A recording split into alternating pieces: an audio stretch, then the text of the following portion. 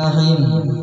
وقال المصنف رحمه الله تعالى ونفعنا به وفي جميع علومه في الدارين آمين.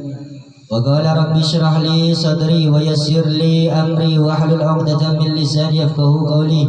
يا فتاح يا رزاق يا عالم الغيب والشهادة اللهم افتح علينا فتوح العارفين واجعلنا من العلماء العاملين. ولا حول ولا قوة إلا بالله العلي العظيم. وقال وهذا صحيح لا معلف. بسم الله الرحمن الرحيم. من تفقه بغير تصوف فقد تفسق ومن تصوف بغير تفقه فقد تزندق ومن جمع بينهما فقد تحقق. Man tafaqah, barang siapa yang mengetahui ilmu fikih syar'i bighairi tasawuf, dengan tiada mengetahui ilmu tasawuf, faqad tafassaq, maka sesungguhnya orang itu fasik.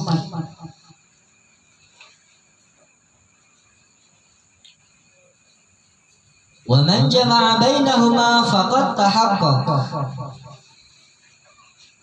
dan barang siapa mengetahui ilmu tasawuf atau hakikah.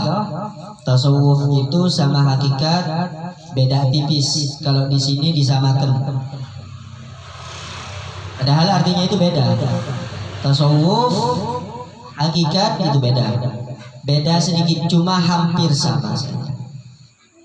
Dan barang siapa yang mengetahui ilmu tasawuf dengan tiada mengetahui ilmu fikih, maka sesungguhnya orang itu zindik. Kita kan sudah mengetahui semalam apa itu yang disebut fasik, apa itu yang disebut zindik. Fasik itu adalah perbuatan-perbuatan yang selalu menyalahi, mengotori, menodai. Itu namanya fasik. Kalau zindik itu merahasiakan kekafiran. Luarnya Islam, luarnya bersyariat, luarnya bersunnah, luarnya berdalil, tapi dalamnya kafir. Hati-hati itu. Bagi orang yang pakai sarung biasanya, pakai jubah, pakai kupiah, pakai imamah, bagus enggak pakai imamah? Bagus, asal tahu maksud tujuannya imamah. Bagus enggak pakai kupiah? Bagus, agar terlihat lebih rapi. Bagus enggak pakai jubah? Bagus. Bagus enggak pakai gamis? Bagus. Bagus enggak pakai sarung? Bagus. Semuanya bagus. Asalkan bersyar'i, bukan pakaian syar'i, itu namanya pakaian syar'i. Tapi hati-hati. Kalau seseorang itu memakai pakaian syar'i, tidak tahu maksud dan tujuan daripada pemakaian syar'i itu, bukan malah tambah mendekatkan dia kepada Allah, justru tambah menjauhkan dia kepada Allah. Kok bisa seperti itu? Kan biasanya seseorang itu kalau berpakaian syar'i itu kan biasanya lebih sunnah, kesunnah-sunnahan, sunni. Kalau pakai imamah, kesunnah-sunnahan. Bahkan di dalam kitab fikih yang lain disebutkan, dalam kitab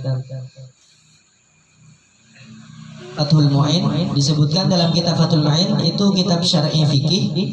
Biasanya tingkatan Fathul Mu'in ini tingkatan aliyah biasanya dulu kalau belajar. Kalau pakai imamah itu katanya tambah besar imamahnya tambah sunnah, tambah panjang imamahnya tambah sunnah, tambah tinggi imamahnya tambah sunnah. Hati-hati. Boleh enggak? Boleh seperti itu. Kalau memakai imamah mengotori hati kita, lebih baik imamahnya lepas saja. Lepas. Pakai imamah. Dengan memakai imamah itu justru kita lebih cenderung untuk mengotori hati kita, menodai hati kita, menimbulkan hati itu lebih sombong, lebih angkuh, lebih melihat rendah orang lain, lebih melihat dirinya lebih alim, lebih sunnah. Lebih baik lepas saja, lepas imamahnya. Kiai gak lepas, Habib gak lepas dulu, imamahnya dilepas dulu. Maksudnya imamah itu apa? Imamah itu dipakai seseorang itu untuk mengikat angan-angan pola pikirnya agar tidak melayang kemana-mana. Makanya diikat benar-benar. Habib Omar biasanya kalau lulusan Hadhrul Maut ciri khasnya lulusan Hadhrul Maut bolang itu tingkat imamahnya itu 12 tingkat. 12 tingkat. 12 tingkat. Apa 12 tingkat? Rukun sholat, rukun wajib, rukun wajib itu sama atau beda sih? Rukun lawan sama wajib itu beda. Kalau rukun itu sebelum masuk perilaku mengamal, misalkan sholat. Sebelum masuk sholat itu namanya rukun. Sudah masuk di dalam sholat itu namanya wajib.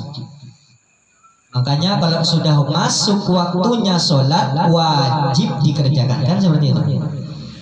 Wajib dikerjakan. Kalau berlama-lama itu akan menimbulkan seseorang itu kelalaian. Kalau dengan sholat saja dia menunda-nunda, apalagi dengan hal-hal yang lain. Nah, berarti kalau rukun itu di luar. Kalau wajib itu di saat melakukan. Di saat itulah wajib, namanya wajib. Di saat mengerjakan itu namanya wajib. Di saat mengamalkan itu namanya wajib. Di luar pengamalan, untuk mengamalkan hal-hal wajib, syarat-syarat mengamalkan wajib dinamakan rukun. Biar bisa beda. Ibadah ya bukan rukun, iya wajib, iya rukun. Kalau kapasitasnya sama 100%. Wajib tanpa rukun maka kewajibannya batal. Kewajiban yang dia kerjakan, rukunnya tidak dikerjakan, batal kewajibannya. Maksudnya tidak sah apa-apa yang dikerjakan dengan hal-hal yang wajib tadi. Yang wajib tadi tidak sah dikerjakan tanpa melalui rukun. Rukun dikerjakan tanpa mengerjakan kewajiban, maka rukunnya batal pula. Sama dengan ini, sama dengan syar'i hakikat, nggak bisa dipisah. Sama dengan tasawuf dan fikih, tak bisa dipisah. Tak bisa dipisah. Karena apa? Fikih tanpa tasawuf, fikih itu tanpa tasawuf tidak ada rasanya. Tidak ada rasa manisnya, tidak ada rasa kenyangnya, tidak ada rasa gembiranya, tidak ada rasa ketenangannya. Pokoknya tidak ada rasanya. Kalau fikih syar'i tidak pakai tasawuf, tidak pakai hakikat, tidak ada rasanya. Hampa, kapang jangan lentur, kapang kan? Nah, ada rasanya. Bagaimana ketika kita manu tebu, makan tebu kan? Kepala tanda nisman nisa buang. Nah itu syariat. Hakikatnya itu apa? Atau tasawufnya itu apa? Rasa dari tebu tadi. Rasanya. Itulah yang dinamakan rukun dan wajib, itu sama-sama. Kalau fikih itu urusan luar fikih. Sholat misalkan berdiri tetap, menghadap kiblat, harus lurus, kemudian mengangkat takbir. Nah itu namanya fikih. Tasawuf dan hakikat itu menjelaskan tentang maksud daripada berdiri, maksud daripada menghadap, maksud daripada berdiri tegap, maksud daripada menghadap kiblat, maksud daripada mengucap takbir. Itu tasawuf, itu hakikat, ada rasa di dalamnya. Allahu Akbar, itu kan syariat. Allahu Akbar, itu syariat. Angkat tangan, angkat tangan ini kalau di pertama itu wajib, angkat tangannya ini wajib. Meskipun seperti ini tidak apa-apa, yang penting ada angkat tangannya. Ada yang seperti ini ya tidak apa-apa, terserah aja. Jatuh karan gara-gara takbir. Sepenting yang kak. Berarti sebagian saya ucap antara telinga nih kak. Senikah Allah. Kalau seperti ini sah enggak? Sah. Yang penting mengangkat. Yang penting mengangkat. Kalau kami diajarkan dulu itu sanadnya itu yang sampai ke Rasulullah dari guru-guru fuqaha kita, ahli fikih kita nih di antara sini. Kalau enggak takbir sini. Jadi kalau fikih itu melakukan perbuatannya. Jadi apa? Syariat itu adalah teori-teorinya. Thariqah itu adalah prakteknya. Hakikat itu adalah rasa hasil daripada praktek. Ma'rifah itu apa? Ada kepuasan di dalam diri. Di situ. Jadi tidak bisa dipisah. Man tafaqqaha bi ghairi tasawuf faqad tafassak. Barang siapa cuma mengetahui fikih, belajar fikih, telah mengetahui fikih, mengerjakan fikih bi ghairi dengan ketiadaan tasawufin, tiada mengetahui, tiada mengerjakan fikih tadi tanpa disertai dengan tasawuf, faqat. Faqat ini kalau bahasanya itu, kalau bahasa nahunya fa ini adalah fa tarkib li jawabut tartib. Qat itu maksudnya kesungguh-sungguhan, taukid. Berarti Allah Subhanahu wa taala itu sudah menetapkan dengan hasil thariqah yang dikerjakan, riyadhah amalan para aulia yang dikasih oleh Allah Subhanahu wa taala. Berarti fikih itu kalau tanpa tasawuf di dalamnya faqat langsung, maka benarlah, nyatalah, saksikanlah tafassak. Fasiklah engkau. Fasik kata beliau. Fasik itu suka berbuat kerusakan. Suka berbuat kerusakan. Sholatnya rusak, puasanya rusak, ibadahnya rusak, riyadhahnya rusak, hajinya rusak. Rusak semua. Faqat. Ada tauhid, ada fa tartib li jawabut tartib di situ.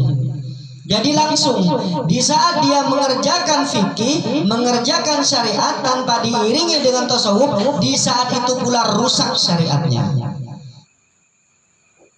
Wa man tasawwafa bi ghairi tafaqquh faqad tazandaq. Dan barang siapa cuma dengan tasawuf saja, bi ghairi dengan ketiadaan fikih, faqad tazandaq, maka kafir zindik orang. Zindik itu apa? Zindik itu di luarnya. Di luarnya itu zindik itu perbuatan luarnya tidak sesuai, tidak mengikuti. Kalau seseorang berbuat seperti ini, dia menyalahi. Kalau menyalahi itu selama tidak menyalahi dengan hukum-hukum fikih, dengan hukum syar'i, tidak apa-apa. Kalau menyalahi itu sudah menyalahi hukum syar'i, maka faqad tazandaq. Wa man jama'a bainahuma faqad tahaqqa. Dan barang siapa mengetahui ilmu tasawuf hakikat dengan tiada mengetahui ilmu fikih, wa man jama'a bainahuma, keduanya faqad tahaqqa. Di saat itu pula lah kamu mengerjakan, maka benarlah. Maka tingkatan ilmu kenabian dan kerasulan itu tidak ada yang lebih tinggi daripada al-haq. Kalau ada riwayat-riwayat mengatakan al-haq, al-haq, atau di dalam Al-Quran, hadis, sanad-sanad dimanapun itu mengatakan al-haq, berarti itu sudah puncaknya. Kalau sudah al-haq itu disitulah letaknya. Bahkan ilmunya para nabi dan rasul tidak ada yang lebih tinggi daripada al-haq ini. Nabi dan Rasul saja tidak ada yang melebihi al-haq keilmuannya yang diberi oleh Allah Subhanahu wa Ta'ala, apalagi di bawahnya para Nabi dan Rasul. Tingkatan makom kemuliaan di sisi Allah Subhanahu wa Ta'ala ini adalah para Nabi dan Rasul. Setelah Nabi dan Rasul, para sahabat. Setelah para sahabat, para tabi'in. Setelah para tabi'in, tabi'at. Setelah tabi'in baru aslafunas soleh, ulama salaf, ulama khalaf, ulama yang terdahulu, ulama yang terkemuka, itu namanya khalaf salaf. Kalau nabi dan rasul itu muridnya daripada malaikat. Kok bisa muridnya daripada malaikat? Karena disampaikan oleh malaikat kepada nabi dan rasul, memang dari Allah juga. Secara dohir malaikat itu adalah gurunya para nabi dan rasul, itu secara dohir. Secara batin para malaikat itu adalah abdinya nabi dan rasul. Abdinya nabi dan rasul. Jadi apa-apa yang terjadi kepada nabi dan rasul, malaikat itu bergerak. Ada namanya malaikatul muqarrabin, ada namanya malaikatul karrubin. Itu beda ya. Kalau pernah mendengar orang khususan di mana acara tahlilan, acara apa-apa, ada disebutnya malaikatul muqarrabin wal malaikatul karrubin. Muqarrabin, karrubin. Kalau malaikat muqarrabin itu malaikat yang telah diberi tugas oleh Allah. Seperti Jibril, Mikail, Israfil, Azrail, Munkar, Nakir, Raqib, Atid, Malik, Ridwan dan semuanya. Yang telah diberi tugas khusus oleh Allah. Itu namanya malaikatul muqarrabin. Malaikatul karrubin yang bertebaran. Yang bertebaran di mana-mana. Seperti setetes hujan itu ada malaikatnya. Seperti kita berbuat baik itu ada malaikatnya. Seperti kita beramal soleh itu ada malaikatnya. Seperti orang membaca sholawat ada malaikatnya. Setiap pahala itu disertai malaikat. Setiap ganjaran pahala itu disertai diiringi malaikat. Berarti setiap keburukan, kefasikan, kemaksiatan itu adalah diiringi setan. Maka jauh-jauh nyari setan. Kena bentibi sing undang setan, sing undang jin bentibi. Perbuatan-perbuatan yang hina, keji, mungkar, maksiat itu penarik, daya tariknya jin dan setan itu untuk dekat kepada kita. Penariknya para malaikat adalah amal soleh. Nah, jadi biar tahu. Jadi luar tahu, biar dalam malai tahu. Malai tak kalau tahu aja segi luar, maksudnya apa? Tak tahu. Sungguhnya malaikat itu guru nabi apa murid nabi ya bingung ya kok. Tak tahu kok, tak tahu mantep kepoki ya. Aja jawaban sesimpel longku yang tadi jawaban ini. Kita akan pakai dasar. Ada Al-Quran, ada hadis, ada riwayah, ada ulama, ada sanad. Itu dikeluarkan.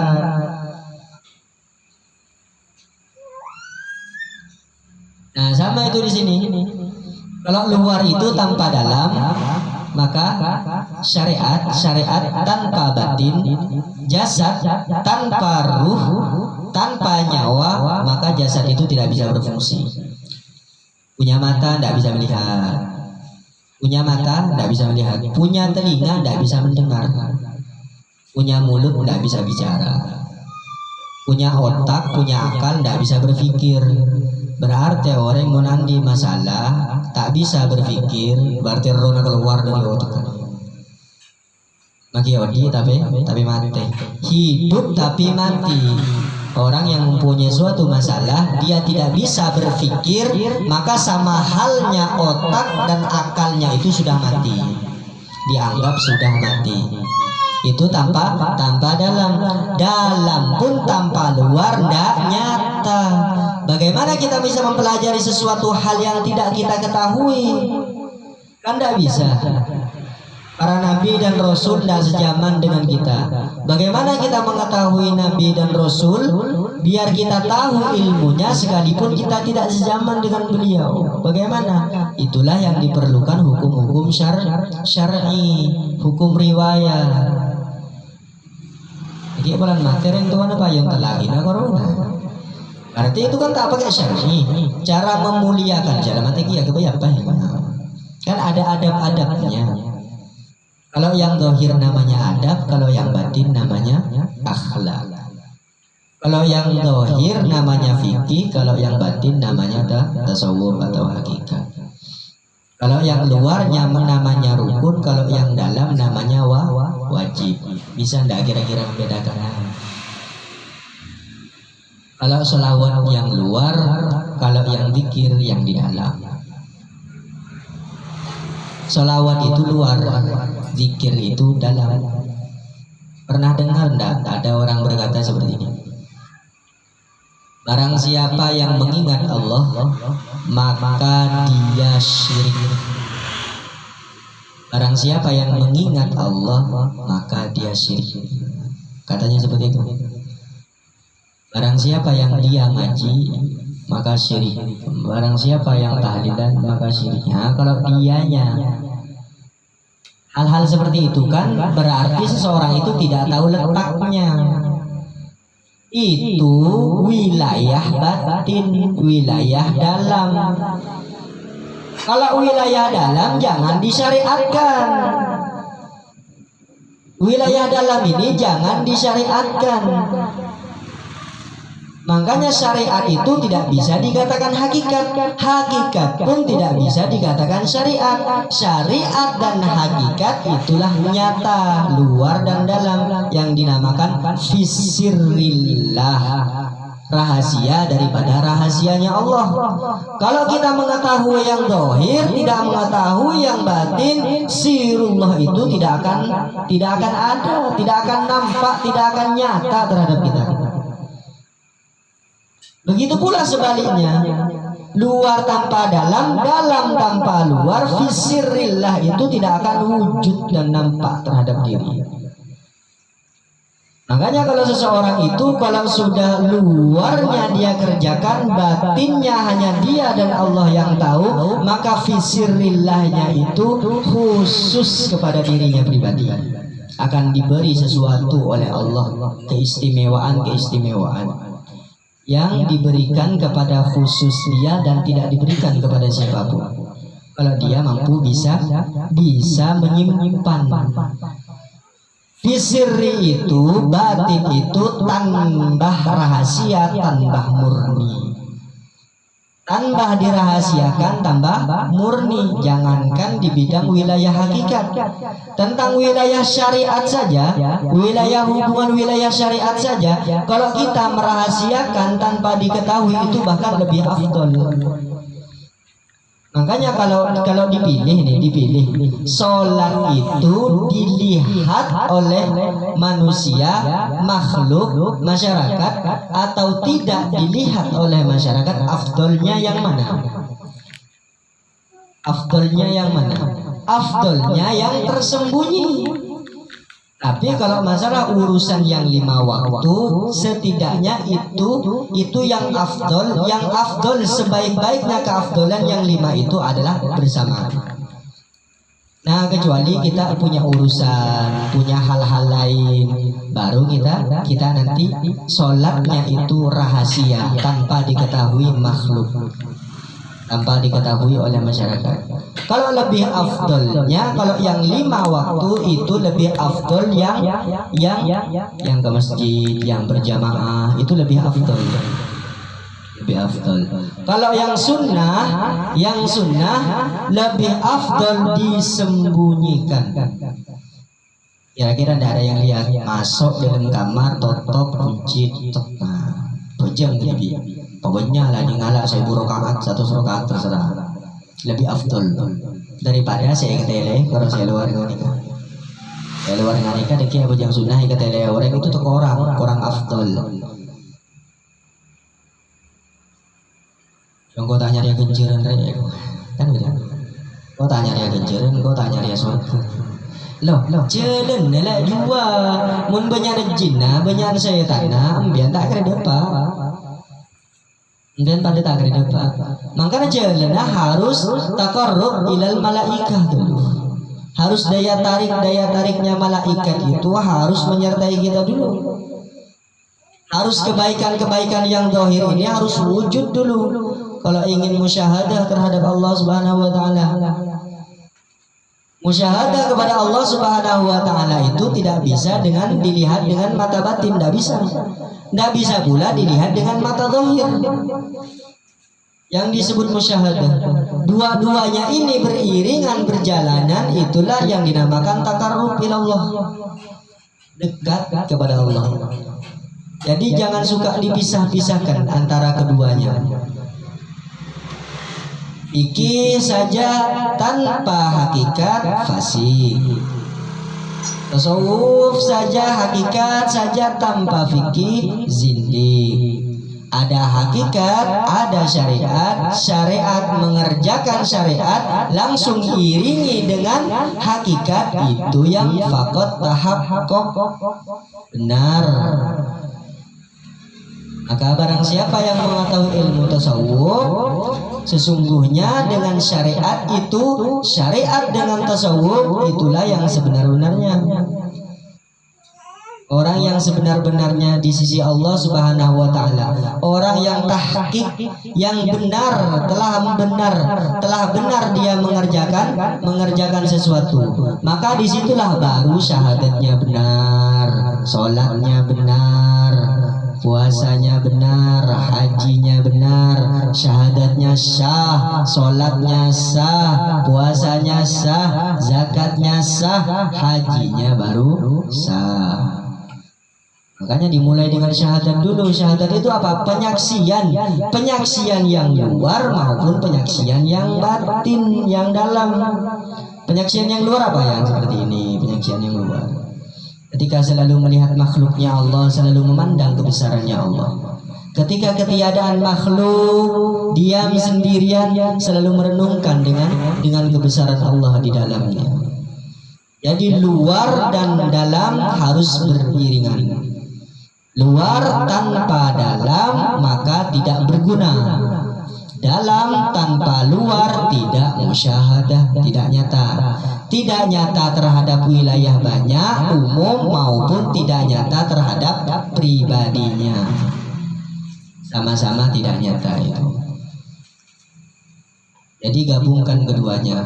Kalau antum mau sholat, mau wudhu, jangan langsung wudhu, jangan langsung sholat. Wudhu itu pakai apa? Pakai air, pandang dulu airnya, ucapkan salamnya. Kan sudah dikasih tahu. Air perempuan namanya apa, air laki-laki namanya apa, salamnya kepada air kepada Nabi siapa, terciptanya air dari apa. Musyahadahkan dulu tuh. Kalau tidak kita ambil wudhu itu, maka maling, perampok, pencuri. Hal-hal yang kotor itu tidak bisa membersihkan, apalagi mengesahkan yang wajib dan yang rukun. Itu seperti itu tuh, merampok itu, mencuri namanya. Ya tangan yang dibiri ya, mereka jangan icong. Karena antum tidak ingat kepada dasar mulanya, asal muasalnya, mula-mulanya itu. Pada yang anak foto tak ingat kering tua, pada yang juga kan kurang ajarnya mana. Reng tua saya adidi, reng tua saya makani, reng tua saya meraja, reng tua saya cipta aki daya, reng tua saya biaya aki penting nyolet tak sampai siang, tak sampai malam, tak sampai leso, tak sampai nyaman demi kita ada pasti kelepai kan? Dengan orang tua saja dah. Seorang anak tuh lupa sama orang tuanya kan? Sudah parah banget. Sama seperti air tuh, kalau antum ambil saja, wudu saja, ndak ada salamnya, ndak ada izinnya, ndak ada ucapan apa-apanya, ndak ada permisinya, sama seperti itu, mencuri namanya, mencuri. Kalau mencuri itu tidak bakal membersihkan yang kotor, tidak akan menyucikan yang najis, tidak akan mengesahkan yang wajib dan yang rukun. Namanya saja mencuri. Sama. Kalau kita ini berbuat sesuatu itu selama orang tua itu mengizinkan yang baik, kalau kita tidak mengerjakan selama itu pula kita dianggap haram, najis. Soalnya kenapa? Kita nih hak orang tua kita. Terus orang tua tadi kan ya rumah. Jalankan amanah, karena warisan yang paling utama itu adalah diri kita nih, warisan ibu, warisan bapak. Makanya bendera itu merah putih. Merah itu melambangkan haidnya ibu, putih itu spermanya bapak. Merah putih. Biar Indonesia ini kalau ingin menjadi satu, jangan lupakan amanah daripada ibu bapak. Jangan menjalankan sesuatu itu dengan kegafilan, dengan kelupaan, dengan kelalaian, dengan kesembronoan. Suruh mengingat dasarnya. Ketika sudah mengingat cara wudhu seperti apa, salamnya sudah, baca Fatihah sudah, permisi sudah, baru ambil wudhu, diusapkan wajah. Kalau syariat kan usapnya ke wajah, kalau hakikat kenapa kok di wajah kan kayak gitu? Karena di wajah ini ada mata, makanya menaudu saja bekem, jangan merem, melak, menaudu itu melak. Karena saya baca, malah pandangnya kita bersih dengan air wudu, maksudnya macam itu dalamnya. Makanya kalau ada penyakit mata, rabun, katarak, apa-apalah itu macam-macam, ambil wudu, air wudu itu jangan merem melek. Biar air wudu itu masuk ke mata, membersihkan zahir dan membersihkan batin. Menyucikan mata yang luar, menyucikan mata yang batin. Mata yang batin apa? Tidak suka memandang hal-hal yang dilarang oleh syar'i. Apa itu syar'i? Yang diperintahkan itulah mata kan pokok utamanya itu mata, apalagi laki-laki mata. Melak siapa betul melak aduh beti aing acen boleh boy sekolah ni lah kalau masuk kamu lagi jimbura gitu dia malu dikibani gitu biar timbul bara benijan beres sana.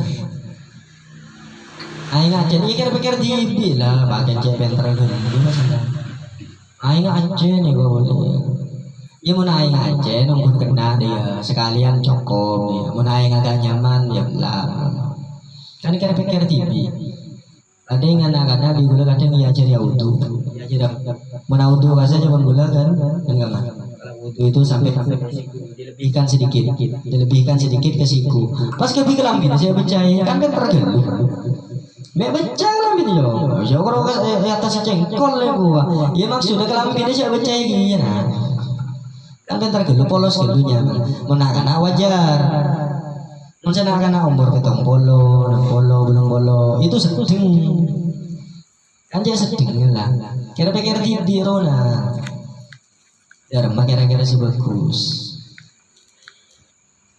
Kalau fikih itu butuh niat wudu, basuh muka, membasuh kan membasuh. Maksudnya apa? Suruh bersihkan pandangan mata, suruh bersihkan mulut kita, suruh bersihkan tangan. Kenapa tangan kok sampai siku sini? Kalau sampai siku sini. Soalnya terkadang yang mencuri, melakukan hal-hal yang itu di tangan. Makanya suruh bersihkan daripada sifat-sifat memukul, memegang lain haknya kita, menyentuh lain haknya. Itu dalamnya maksudnya. Itu sadari di saat kita ambil wudhu, itu sadari. Bukan wudhu tapak sudah. Allahu Akbar.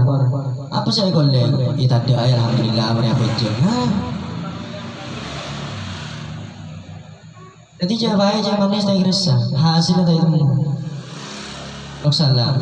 Apa me wudhu sebagian ya, itu di hakikat isinya, di tasawuf isinya, di dalam isinya. Oh di kaki, biar kaki itu tidak melangkah kepada tempat-tempat maksiat.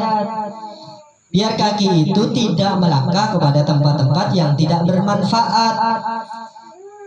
Coba kira-kira biar amin. Mun betes nih kan togel kan gantong biar ajaran ada omong ya. Kan tak bisa aja kan. Mangkan suruh baca sampai kan saya bisa saya dua tel. Tambah boleh ajar kan tel saya dua. Kau sabina sulam apa ya ajar. Kopeng malah tak ngidi ngaki melolong. Makanya kopeng itu sekalipun tidak wajib kan telinga itu tidak wajib dibasuh. Tidak wajib. Cuma kalau bisa, kalau tidak wajib itu disamakan ke muka tuh. Nah, sampai sini bisa. Telinga itu kalau dihitung 75% masuknya.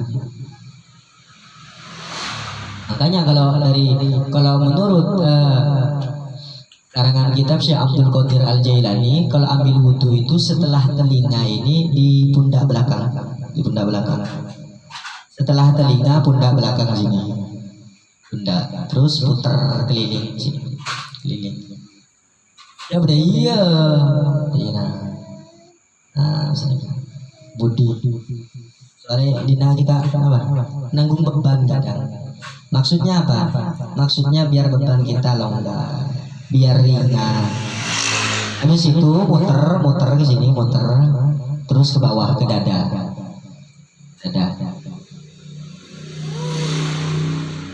Biar dada apa? Ndak emosian, ndak amarah, makan wudhu. Baru ketika itu kaki. Soalnya dalam riwayat itu kalau seseorang di dalam neraka itu seperti ini.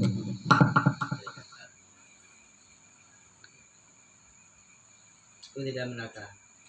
Neraka seperti itu. Ya no kan di mana tuh? Kan terbelenggu katanya, diusap situ. Itu dalam kitab Qadhailul Amal. Ada disebutkan di situ. Tapi karangan Syekh Abdul Qadir Al-Jailani ada di situ. Sampai sini sampai dada. Ketika membaca doa menghadap kiblat itu apa maksudnya? Menghadap kiblat itu ketika kita mengangkat tangan, kuasanya Allah itu kita letakkan di atas kepala.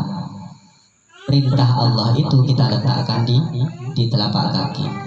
Biar selalu menghadap kepada perintah-perintahnya Allah, tidak membelakangi perintahnya Allah. Makanya suruh menghadap kiblat sunnah kan? Sunnah. Setelah membaca doanya, baca ayat kursi satu kali. Ayat kursi.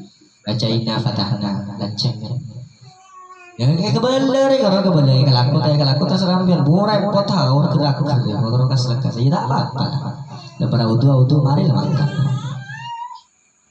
Kalau misalkan kita tuh sholat berjamaah, kalau kita tuh sholat berjamaah, kira-kira ndak sampai, maksudnya kira-kira kalau saya wudhu sampai 3 kali itu bisa masuk 1 kali aja, makruh. Kalau kita ambil wudhu itu kira-kira berjamaah itu kita telat, maka makruh ngambil 3, 1 kali saja. Kalau masih panjang waktunya boleh enggak apa-apa, ambil 7 boleh enggak? Boleh. Tapi mubatir, akhirnya mubatir. Innal mubatirina ikhwanas syayatin. Temannya setan katanya enggak tahu juga setan seperti apa. Nah, jadi sudah tahu kan? Oh, cara ngambil wudunya, jangan langsung. Makanya kalau Sayyidina Husain itu sebelum ngambil wudu dia nangis gemetar. Cucunya Rasulullah itu, putranya Sayyidina Ali dengan Sayyidah Fatimah, sebelum ngambil wudu, niat mau ngambil wudu nih, niat ngambil wudu, melihat airnya sudah gemetar. Ditanya, sampai nangis kadang-kadang. Kenapa? Ya Sayyidina Husain, kenapa antum ini kalau mau ngambil wudu kok gemetar, kadang sampai nangis keringatan antum. Kita kalau menghadap raja, kata beliau menjawab, kalau menghadap raja kita ini harus bersih, harus bagus, harus sopan. Kita ini mau menghadap Allah, kata beliau. Kita ini mau menghadap Allah. Akankah diterima amal saya ini? Akankah diterima apa-apa yang saya perjuangkan selama ini? Sayyidina Husain itu berpikir terus seperti itu. Padahal itu cucunya Rasulullah. Apalagi bagaimana cicit injit darah, sudahlah. Cucunya Rasulullah tuh gemetar takut sebelum ambil wudu. Dengan airnya suci, tapi tidak bisa mensucikan. Bisa enggak pakai wudu? Enggak bisa. Air yang dipakai wudu itu suci lagi bisa untuk disucikan. Kenapa untuk disucikan? Maksudnya kalau airnya itu suci, wajib bagi diri kita ini menyucikan diri luar dalam. Macam itu. Wajib. Makanya kalau airnya saja suci tapi tidak bisa menyucikan, tidak boleh kan di dalam fikih itu ambil wudu. Nih misalkan airnya suci kan, kita minum kan mustakmal sudah, mustakmal. Kalau mustakmal ini dipakai wudu bisa enggak? Kalau sebelum 2 bulan, enggak sampai 2 bulan, enggak bisa pakai wudu. Makanya kalau wudu itu harus apa? Yang sudah disentuh. Mustakmal itu maksudnya apa? Air mustakmal itu air yang telah terkena campuran lain, tersentuh campuran lain. Kalau memang benar-benar mau wudu, jangan sampai akal kita, pandangan kita, hati kita, rasa kita, perjalanan kita itu tersentuh oleh duniawi. Maksudnya macam itu. Itu di luar sebelum sholat mau wudu seperti itu dulu. Ketika kita membasuh baru niatkan, ya Allah jadikan tangan ini agar menjadi tangan yang bermanfaat, tangan yang pemurah, tangan yang macam-macam lah, sambil berdoa biar wudunya pas. Jangan wudu, jangan emosi. Arab bolana. Beliau orang nggak saya wudu, beda kancan nego seperti ini. Wudu pada sambiakan wudu. Ini mengelaknya. Oh, yang banyak datang di desa sambil wudu. Anu gelak repot pada di desa. Orang gelak lancar dengan apa lebih kanca seronang membawa lancang maksudnya. Makruh tuh. Makruh mendekati batal. Kalau wudu sambil bicara, tak boleh. Tapi memang kira-kira orang yang ada emosi, ya tanya aki kan kita orang emosi kira-kira saya tanya tadi dijawab dia kita. Mau kira-kira orang yang emosi tak apa jawab. Tapi sekejap daripada kalau sombong. Anyar lah tadi. Kan burunya labu daripada orang yang nyapa emosi lebih baik sambil sautin aja. Ya sampai wudu. Tapi hentikan wudunya. Misalkan sampai tangan, beda orang ngolok, barang belum ngosok, jawab sekecap aja, kira-kira sepenting, hanya becok jawab. Nah kayak itu adabnya, jangan sampai wudu sembrono. Alai beda oleh na sekolah, untuk tahun tak tahu apa kencengkol ya tak tahu jadi dalam kereta pada iya ada apa yang kui aing mereka kui tanah gue kota iya iyalah ada apa yang kui tanah bayi nyaman lah kalau kening seperti bayi mila tata yang mau melulu bayi tak tahu iya kok. Nah itu harus dicari itu biar ada rasanya, biar ada kepuasan, biar ada ketenangan, biar ada hikmah dalam setiap pekerjaan dan perbuatan.